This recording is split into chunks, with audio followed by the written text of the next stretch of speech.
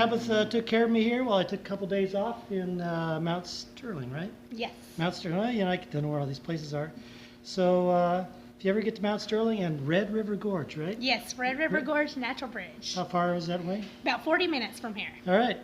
Red River Gorge, Mount Strolling, come and see Tabitha at the Holiday Inn Express. Hello. All right. Okay, so thank you very much again, Tabitha. Yeah, Tabitha really took care of me there. It's one of those nothing happens by chance things. I wasn't expecting to even stop in Mount Strolling, but then last minute I decided to take a couple days off since this section here is going to be 9 days. So anyway, Tabitha took care of me, gave me some extra stuff, and there's something, she's got an interesting story. She is, first off, she actually lived over in a place where I went through in Michigan, over there near the Saginaw Chippewa Indian Reservation, where I was at the Indian Casino there in the campgrounds. So Mount Pleasant. How about that? She went from Mount Pleasant to Mount Strolling. But the other thing is that she's planning on developing some, picking up some empty motels, things like that, and converting them to places of refuge, so to speak, helping out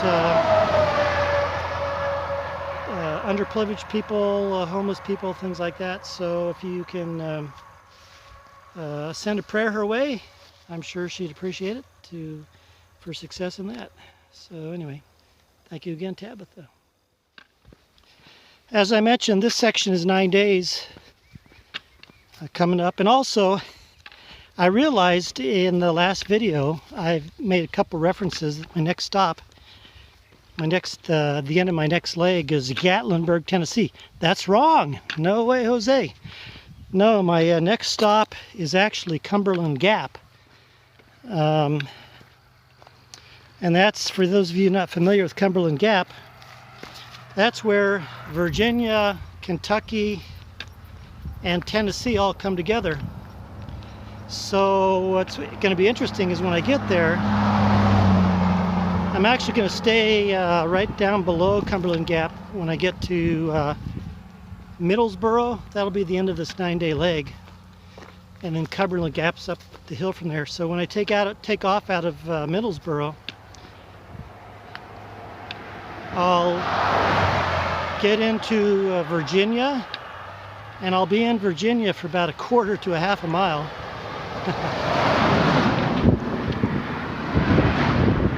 And then I'll get right into Tennessee.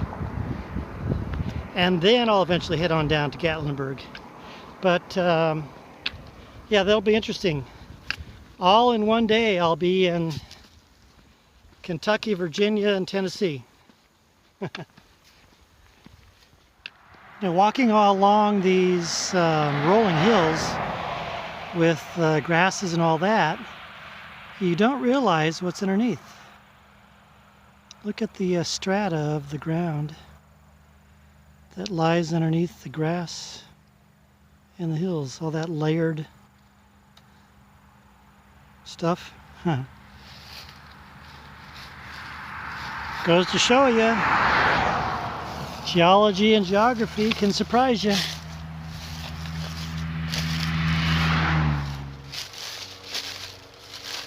Well, this turned out to be a pretty okay spot. I'm at a place called Pilot Knob Wildlife Reserve, and the actual Pilot Knob is up that way, right over there.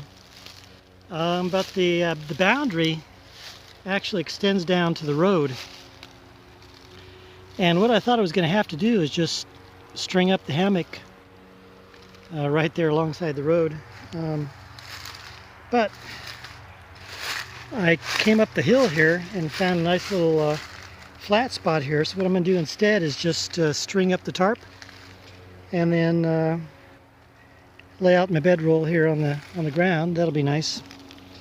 And then what I also found when I was coming up here was the I don't think you can see it right here, but it looks like the outline of an old abandoned road. So it'll take me right to the power line right-of-way, which is right there, and then back down to the road tomorrow, and then on my way. So good things just kind of show right up, you know. Nothing happens by chance.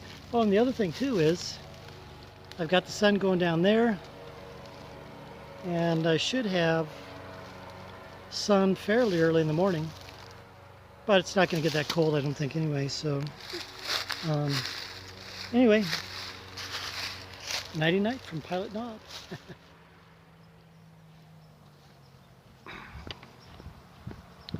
So I'm going through a place called Clay City today. I'll stop there briefly just to get food for today. I'm already carrying food for tonight. And then I'll be camping out in the forest somewhere tonight. And then tomorrow, go through a place called Irvine. And I think I camp out on some random piece of state property tomorrow night. And then the next day, I don't know, but then it's going to start raining. So enjoy the 78 degree heat and 76 degree heat tomorrow. And then after that, I think it's still going to be kind of warm, so it'll be warm and steamy.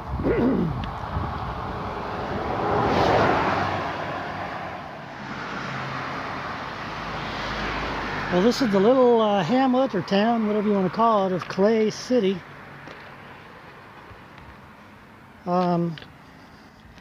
It was originally settled in the late 1700s when iron ore was discovered here in 1786. And so that became part of the economics of the area, as well as lumber.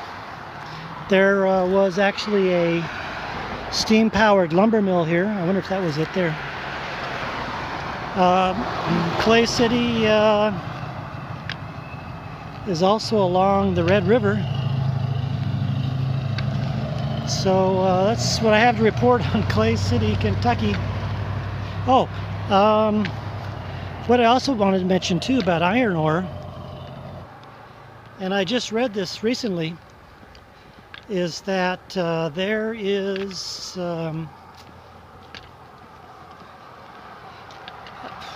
what do I want to say? Is iron ore. There's a university in Europe, and they've already made some working examples where they turn iron into powdered iron, pulverize it into powder, and it actually burns, and that can be used as a fuel to operate machinery, power plants, all that sort of stuff. And hello there. And it actually burns cleanly. So the byproduct of burned iron is rust. And then get this, using an electrolysis process, just using plain old electricity, they can turn that rust, which is iron oxide, right? They can turn that rust back into just plain old iron and reuse it once again. So it's a reusable fuel source. It's clean. It does not burn off any bad byproducts. Did I tell you this already? Any bad byproducts? And it is reusable. And that's something that's pretty good, huh? Oh, and the other thing too is existing coal power plants can most likely economically be retooled to be able to use powdered iron as a fuel source. So it sounds like a good deal to me. And then when the iron, when the rust is turned back into iron, you know, they can just use electricity from the sun, from sun energy or wind energy or geothermal energy. So it's a very, it's completely clean and powerful fuel source because it burns at a higher temperature, which means it can theoretically produce more power. So if you have a chance, I don't have the link, but just look up iron ore, powdered iron ore as a fuel or something like that, and I think you'll come across it. Pretty interesting.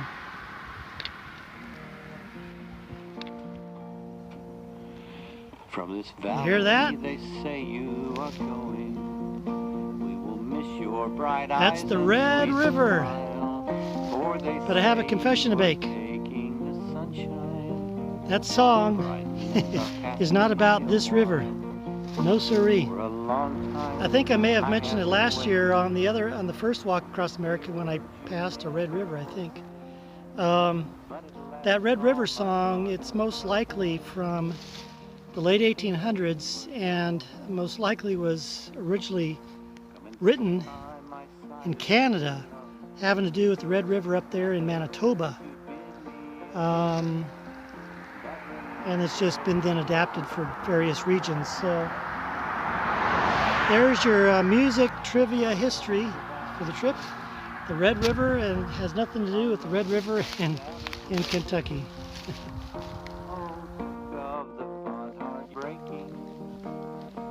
This is pretty interesting. I've gotten into the zone here in Kansas, the other state with the K, Mike.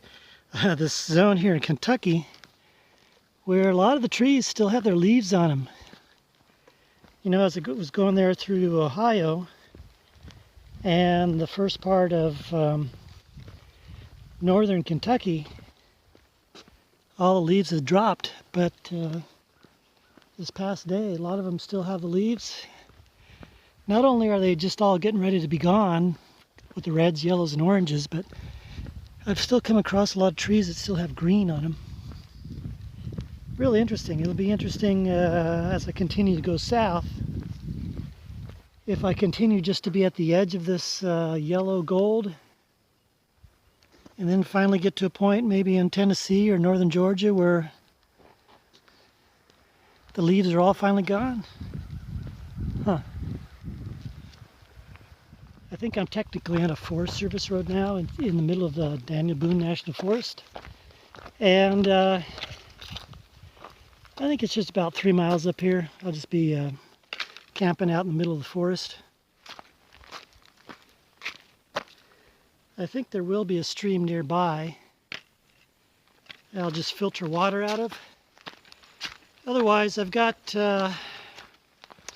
in town back there in Clay City, I filled up with a couple liters of water to get me through to Irvine tomorrow. So in the event I don't find any water in the stream or anything like that, I'll be okay. But it's certainly a nice and peaceful change of pace from walking on all those roads, you know.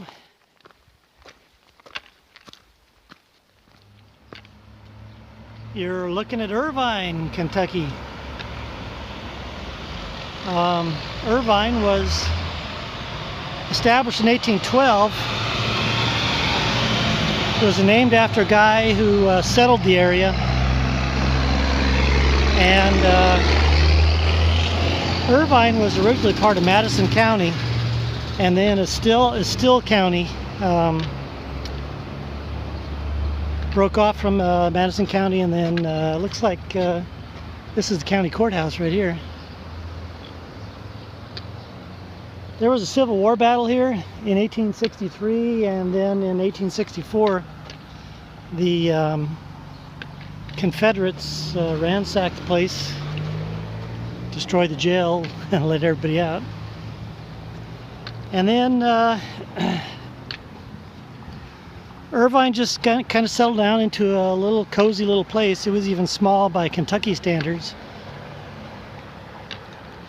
And then when the railroads came through, and then the coal boom in the early 20th century is when the population took off. So now Irvine has got a population about 2,700 perhaps, 26, something like that. So Irvine, Kentucky. And we're heading down this way, gonna go along the Kentucky River for a bit. And then find a place on some Forest Service land and call it a day. Be a 17-mile day. Say hello to the Kentucky River. That's really slow moving, isn't it?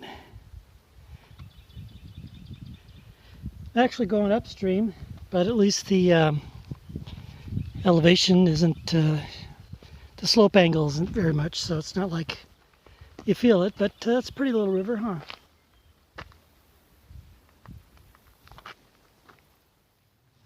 Well, here's another mystery solved.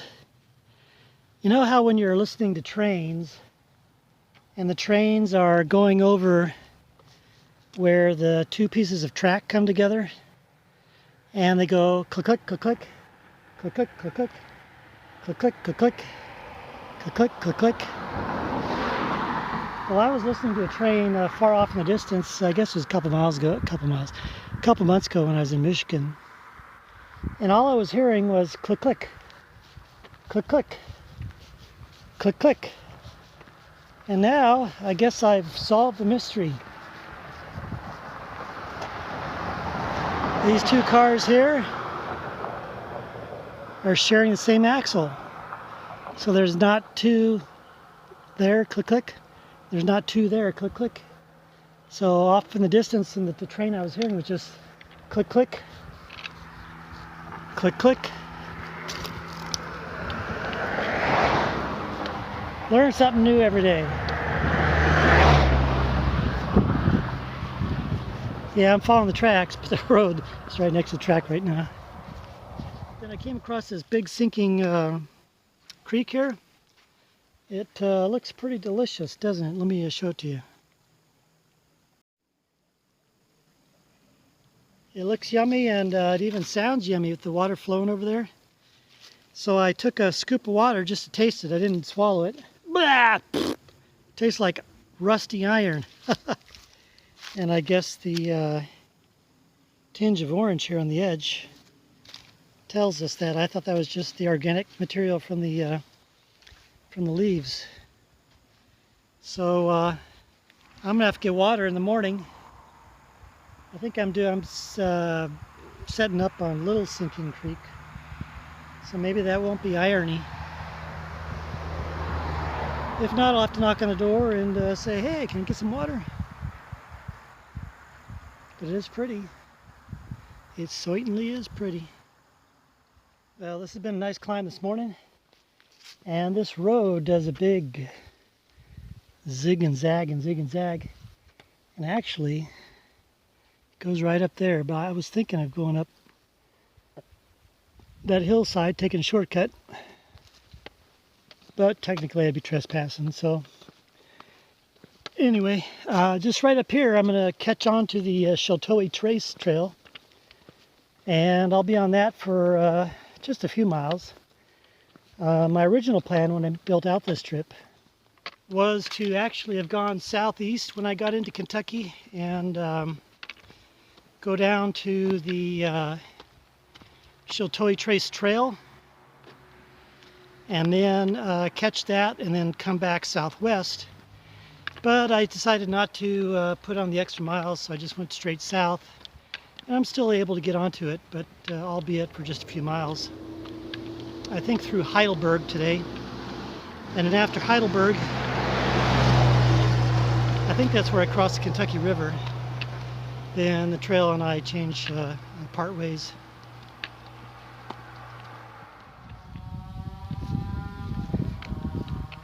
With the exception of that chainsaw, this has been a pleasant day up here on top of this, basically on top of the hills, the whole day, the Sheltowee Trace. And look at that nice view out towards the west. I believe the Kentucky River is going to be down in there somewhere. I'm Making my way to a place called Heidelberg. And Heidelberg sits on the inside of a bend of the river. So I'll be crossing over on the bridge and then going to that little spigot of Forest Service land. But as I just passed here, there's a little cemetery right up there. That would have been a good spot to camp. It's back off the road. It's got a nice view over there. So anyway, got a late start, but it was only 14 miles today. So if I just keep a regular pace, I'll get in about a half hour before sundown.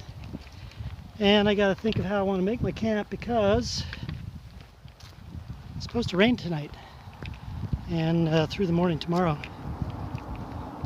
So that means most likely the hammock tonight.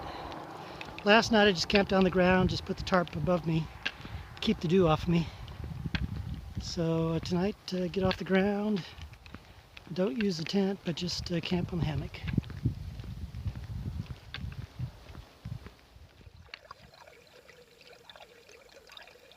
It's always satisfying to be able to get cold water out of a clear stream.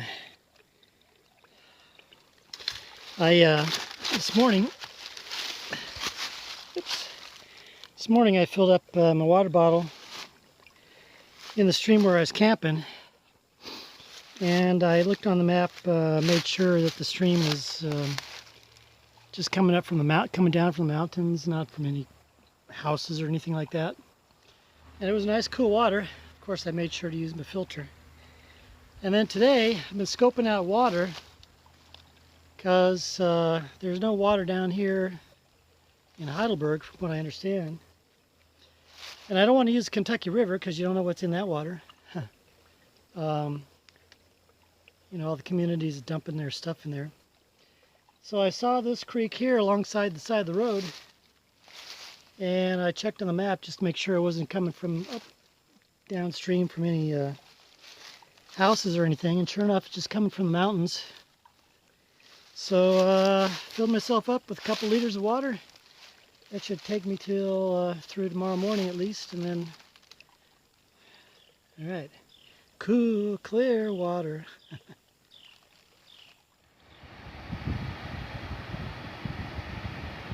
There it is, Kentucky River. That's an Army Corps of Engineers lock and dam. And not clear, but it looks refreshing anyway. So crossing over, and got about another 3 miles. Actually, I was saying earlier with National Forest land, it's actually a little piece of Kentucky land. It's an abandoned roadway where the road went around a hill, and the state of Kentucky originally, later on, blasted through the hill to make the road straighter. If you look at it on a map, I'll show it to you here. Looks like that road could have been dangerous. People were going around that corner there, that curve, and whoopsies, off and down. So anyway, say goodbye to the Kentucky River. I don't remember if I'm going to see it again or not. So for now, just say goodbye. And if we come across it again, say hello.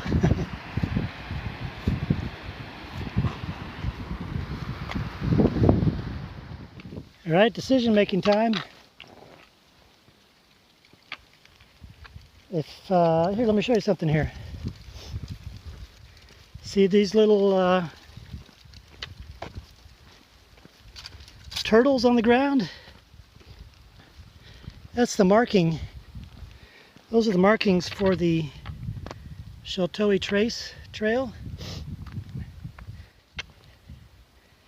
And the Sheltowee Trace and I have been together for 9 miles. And here's the decision-making point. Do I go that way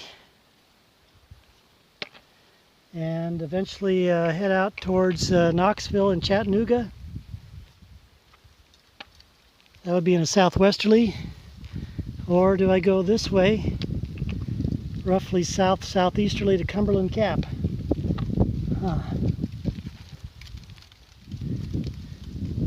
Forest would be nice, but I think I'm just going to head to this way, Cumberland Gap. I can always do Sheltoid Trace later.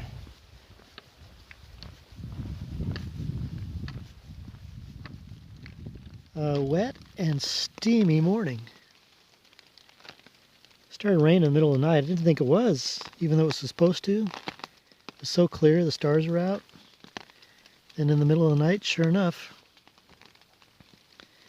But it's really steamy. So, I don't know if I'm going to be wetter wearing a jacket or wetter not wearing a jacket.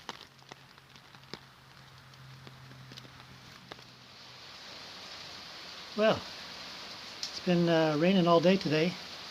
I've been going non-stop. Although I did stop at a random place. There's a random hamlet called Vincent that had a random post office and a random craft store. All of them closed. Oh, and there was a random like ice cream place.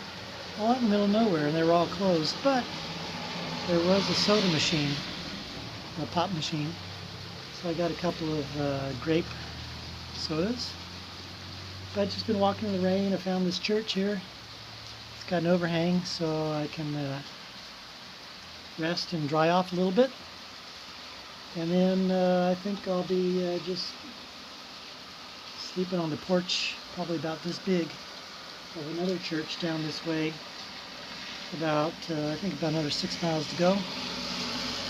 And it's supposed to rain probably till middle of the night and then stop. So, see what happens.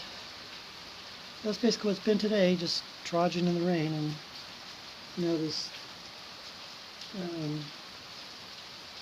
I had the umbrella, but all the stuff I'm wearing is trapping the moisture inside me, so I'm probably just as wet as if I hadn't been wearing it. Yeah, that's the way it goes. Alright, so on down to a place called just before Sexton Creek is where I'm stopping, I think. That'll be 16 miles, and then tomorrow night we'll be in the baseball dugouts, probably in Manchester. And then after that, 3 more nights and part of a day to Middlesboro, right below Cumberland Gap.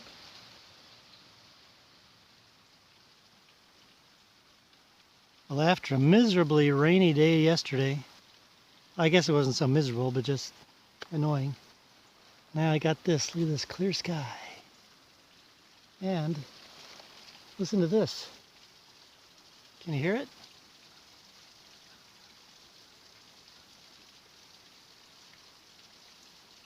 I gotta go get myself some water. And this creek here appears just to be coming from a mountain with nothing up there, so I think it's clean enough. So onward to get some water. Well, if it wasn't so cold out, I might even take a bath. But let's just get some water here. Oh, it's going to take a while. Alright, filled it up. That was good stuff. Tastes really good. That'll last me till I get to Manchester, I guess, huh? I'll get out of here without slipping.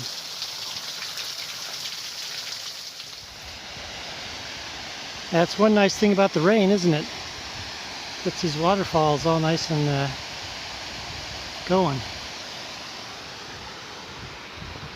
A nice quiet little morning. I actually, oh, I didn't tell you. I stopped last night, just right before sundown, at this place called Clark Baptist Bible Chapel, or Clark Bible Chapel, something like that. Because there was just no place to stop and I eyeballed it on the map for some time. There's no phone number to contact or anything like that. So as I got close to it, these 3 dogs came charging out, and then a guy came out in the house next door and said, yelling at the dogs, "Yeah, shut up." So I talked to the guy and I said, "Hey, it's getting about sundown, and I think anyone would mind if I just slept there on the porch of the church, or whatever you call it." Because I had the overhead, and then I wouldn't have the dew on me or anything. So I can't answer that. I said, "Well, I mean, you wouldn't mind, right? So just want to let you know that's what I'm doing." "Okay." So that was about 5:15, 5 o'clock maybe. And the dogs actually belonged, I guess, to another house. Nobody was home. So I was sitting there on that porch, and those dogs just wouldn't shut up. Blah, blah, blah, blah, blah. And then finally 2 of them gave up, but one was just out there, bark, bark, bark, bark, bark, bark. And it was raining. He was just standing in the rain. He had no sense at all. And so I just figured after a while he'd finally shut up and go away.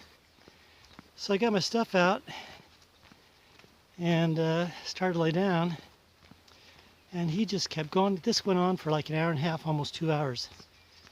And so, and then another guy on the other side of the church came down, wondered what was going on, and he was an older guy. He didn't seem too pleased that I was there. So I just figured the best to cut my losses, and so packed up all my stuff and then went down the road,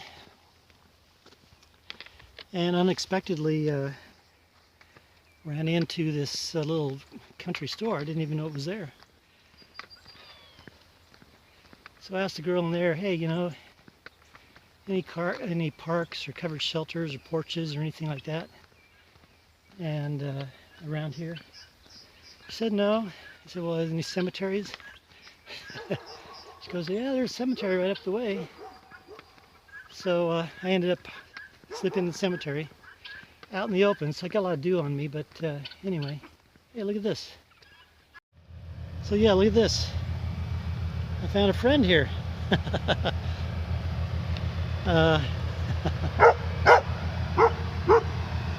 You don't want me to leave now?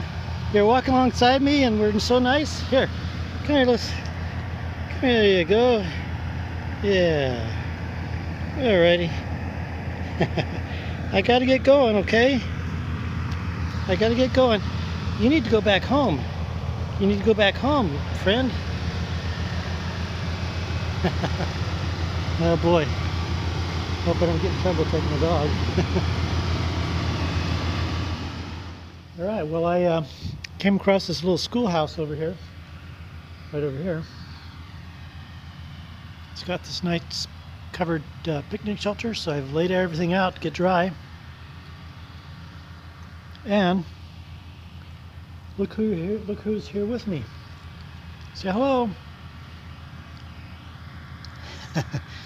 He's been following me around, and I'm eating here, but he doesn't want anything. He doesn't like potato chips. He doesn't like tuna. Can you believe that? He didn't like apple crisps. The only thing he liked was a Nutri-Grain bar. That's kind of funny, dude. You're a dog that only likes sweets, huh? Yeah. All right, well. So I'm gonna just finish eating here and pack up all my stuff. I think it's just about dry. And then head on out to, I think I only have 9 more miles. And there are 8 or 9 more miles, and it's only 9 o'clock to Manchester. And if I'm feeling, well, I might just hang around Manchester. Like I said, sleep in the dugouts tonight, because past Manchester is just stuff like this, and I'll get all dewy again and get all wet. Nah, nah, nah, nah, nah, nah. Well, this is the little town of Manchester, Kentucky. I stayed in the baseball dugout last night. So thank you very much, Manchester. And Manchester was probably officially settled in the 1790s. The first records of people coming through here was actually Daniel Boone came through here, and it was also before him. It was a traditional Indian route where the Indians were following the buffalo trail that came through. The buffalo were looking for all the salt deposits, and that's also connected, if you remember, Blue Lick State Park when we were there. Anyway, so Daniel Boone came from Virginia, came through this way, and then he established the Wilderness Road west of here. And then after that, things kind of settled down, and then the Civil War heated up. The Union soldiers and the Confederate soldiers came through here. And Manchester at that time was famous for having salt works. And the Confederates needed the salt. The Union, of course, needed it, but they didn't need it as much. So one of the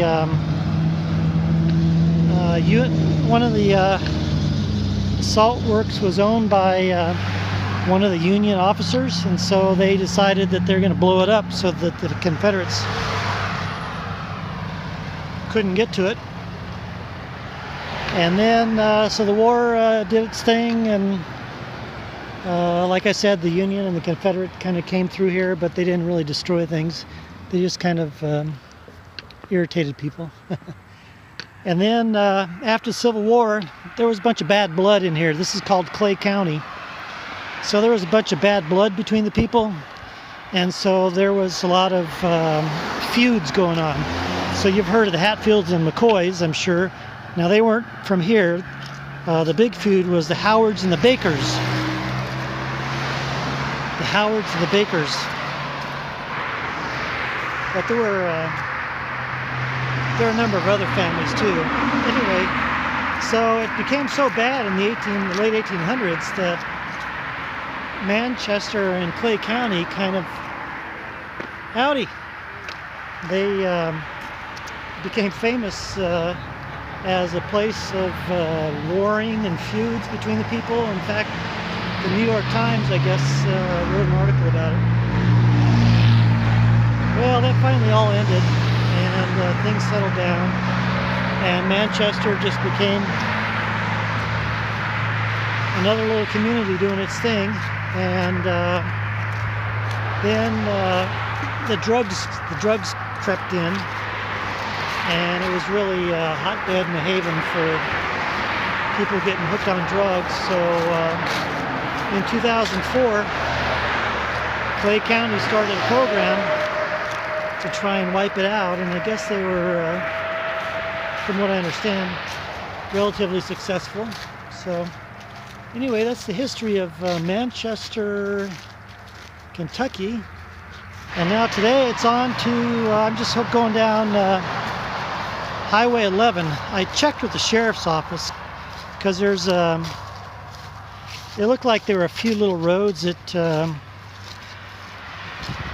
wind their way from here down to Pineville. But sheriff's department said no, they all pretty much all dead end.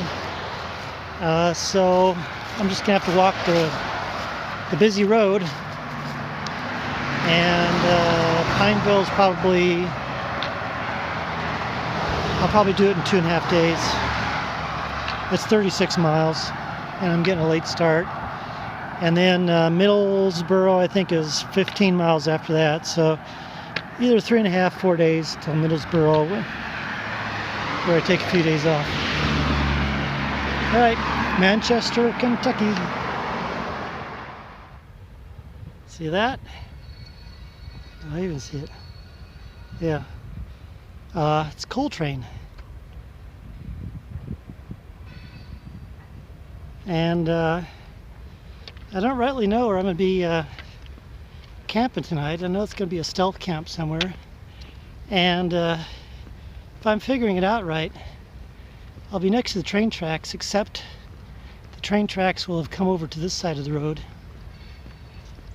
And I was just thinking to myself, that'll actually be a nice sound to hear tonight if it comes through. Especially if it's rumbling around slowly like that. Yep, there's something about a slow moving train just coming through in the middle of the night. Well, here's one of those nothing happens by chance type of things. So last night, I didn't end up camping where I was going to camp. It was a little country church along the road. And I pulled up about a little bit less than a mile short. I found a cemetery. Cemetery. But I didn't sleep in the cemetery. I actually climbed up the hill a couple hundred feet on top there, which was actually pretty nice because down in the valley where I would have been ended up being all foggy this morning. And as I was up on top in the nice sunlight. Oh, and another thing too is I think I made my record for the latest time leaving on a non-day off day. I didn't get out of there till after 2 o'clock. And I'm supposed to make 15 miles to my next stop, which is a stealth camp in a dugout, which actually is probably a pretty good thing, so that nobody will see me sneaking in there. I'll be under the cover of darkness in Bimble, Kentucky. Anyway, the nothing happens by chance thing is, and Mel and May, if you're watching, you might like this. I came along this house here, right there in the distance, and this dog came out to greet me. And then as I walked by, there's a guy working out in the yard. And we greeted each other. And I could immediately tell that he was not from here. You know, he didn't have that nice Kentucky drawl or accent, whatever you want to call it. Turns out he's from England.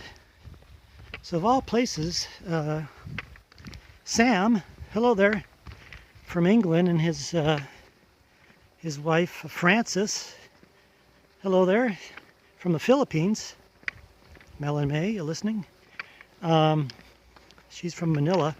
He's from England. They met in London, and they lived in Chicago, and then they went to Dallas because they wanted a bigger house, but they didn't like living next to the neighbors, and so they found this place here out in the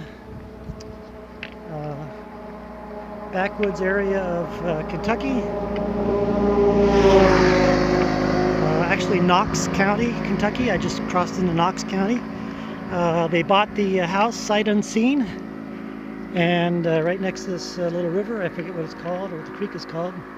And then the train tracks. The train comes through, I think he said twice a week. It's a slow-moving coal train.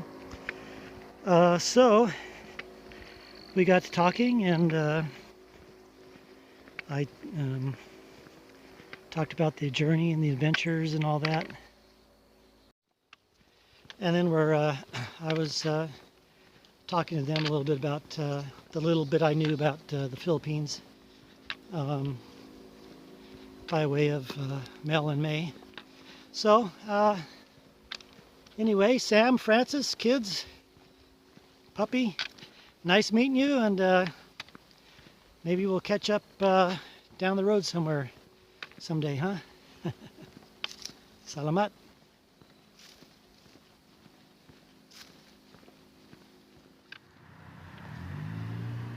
Yep, it's dark. I think it's 7 o'clock maybe? No, let's see, 3 o'clock, 4 o'clock. Might be 6 something.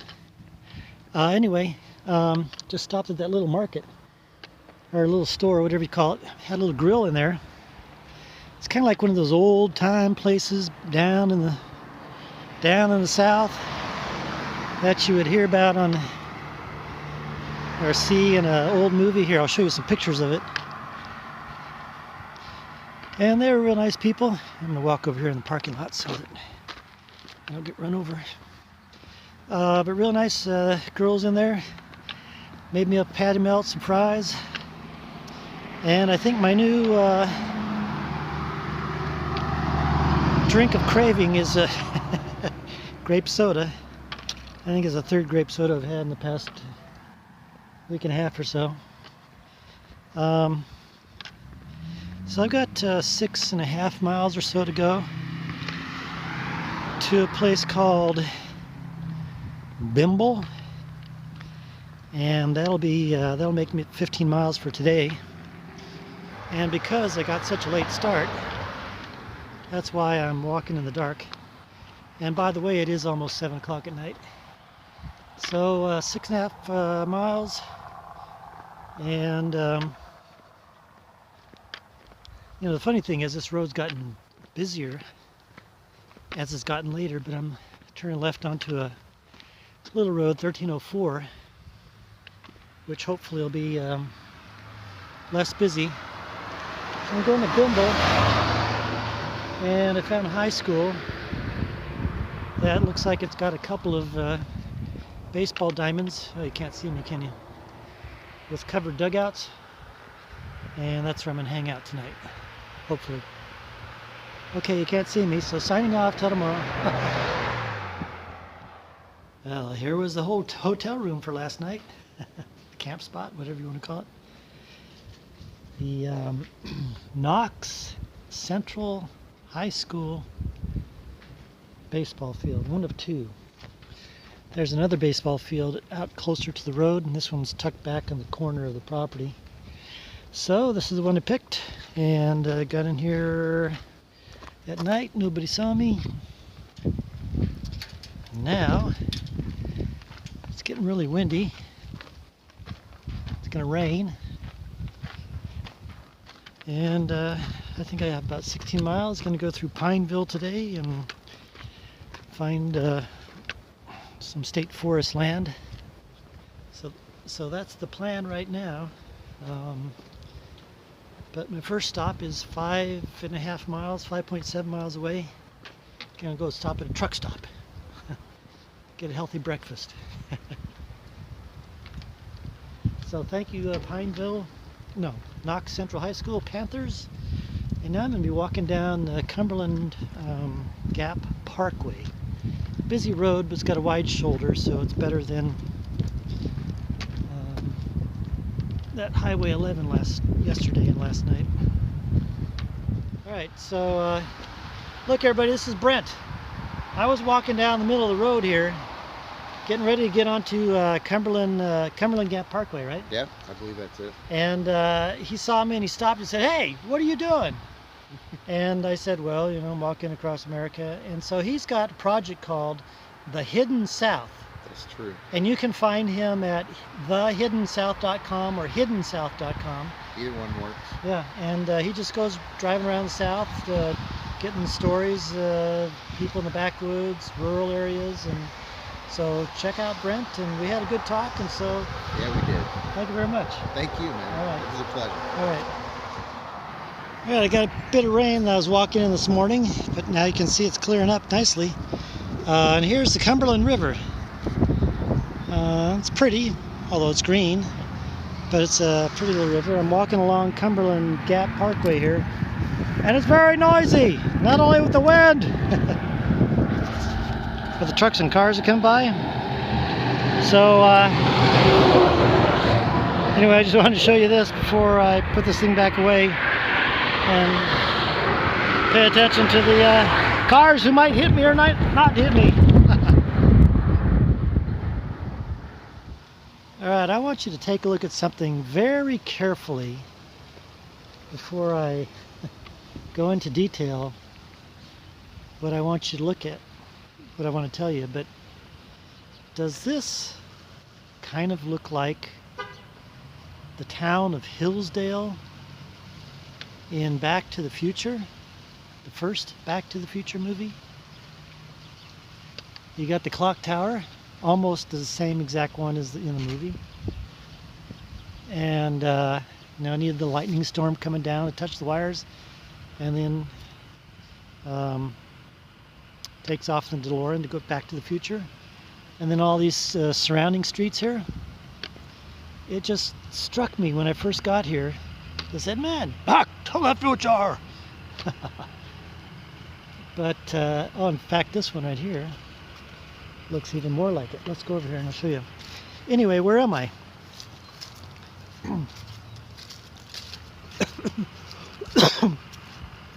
Excuse me. I just swallowed some pepper. Where am I? Here, take a look at this one. Looks even more like it. All right. You got the clock tower, and the wire came down here. The DeLorean went this way, and before it hit that, it disappeared. Anyway, this is the little town of Pineville. It's in Bell County, Kentucky, eastern Kentucky here. And it's actually one of the oldest settlements in Kentucky. It was started in 1791, I believe. It's in a place called the Narrows. So the town is nestled between Pine Mountain right here and then the Cumberland River just right over there, where that KFC sign is. And the reason this place got settled is because back in the day, Kentucky was known as kind of the big wall that it was hard for settlers to get across going west because it had all the mountains and you know, look at the steepness of the mountains. So it was difficult for them to get across. But upon the discovery of the Cumberland Gap, which we'll see I think in the next video, and then this place called the Narrows, once they discovered that, then the settlers were just pouring right through. But anyway, like I said, this place was originally settled in 1791, but it didn't even become an incorporated community until almost 100 years later. It was originally called Cumberland Ford, and then finally when it was incorporated, it became Pineville. So that's where I am, is in Pineville, Kentucky. And today's economy, the place is basically built around the coal industry and these little mom and pop businesses along here. It's actually a nice little town. I'm telling you, this really looks like Back to the Future, but it's not. And then also tourism. People going to Cumberland Gap, into the mountains. Also, there's a Pine Mountain State Park over this way. So it's actually looks a lot nicer right now than when I got here an hour ago. Oh, and the other thing too is Santos right over there. Muchas gracias. La Esperanza restaurant. I went there to get dinner, and Santos came up and talked to me. He's been here 16 years, and so he's from Mexico. Another guy in there was from Guatemala. And so I asked him, well, from Mexico to eastern Kentucky, why'd you settle here? And he told me, because there's no Mexican restaurant. And the other thing too is when I was first going into the Mexican restaurant, I talked to some guys in a truck, and they said, yeah, we just came out of there, you know, it was real good. So this is Pineville, Kentucky. And nice little place. I think 1,700 is the population. And now I'm running out of light again, and I got about another 3 miles to go stealth camp somewhere.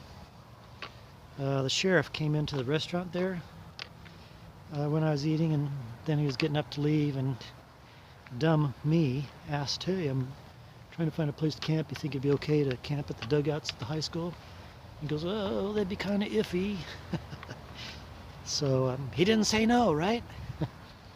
So I think that is where I'm going to end up going. And I'll let you know if I get kicked out. It's a cold and noisy morning on the way to Middlesboro, Kentucky. I say cold.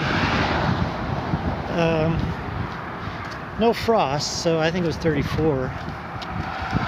But it feels colder because of all the breeze. And it's noisy too again because of this parkway traffic.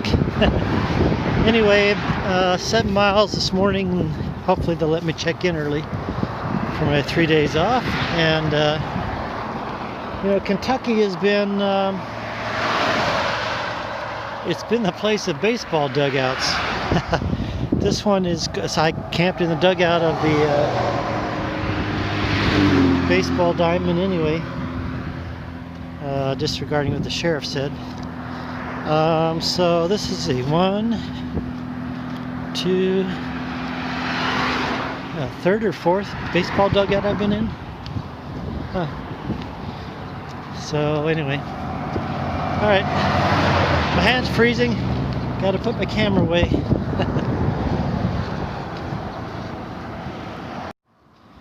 Oh, by the way, when I was talking about the Narrows, so this is considered the Narrows. Not only right, well, you know, there is frost on the grass. Right there, so that would be Pine Mountain, and then Pineville just on the other side. And this is considered the Narrows. That when it was discovered, the settlers just came streaming through. And then Middlesboro is at the base of Cumberland Gap, and so the Wilderness Road came right through here. We're following the Wilderness Road, and this is I believe this is the road that Daniel Boone is credited with quote-unquote discovering, setting up and all that. So we're walking on history, the Wilderness Road. Yay, all right. So Middlesboro, Kentucky, and a quaint little town.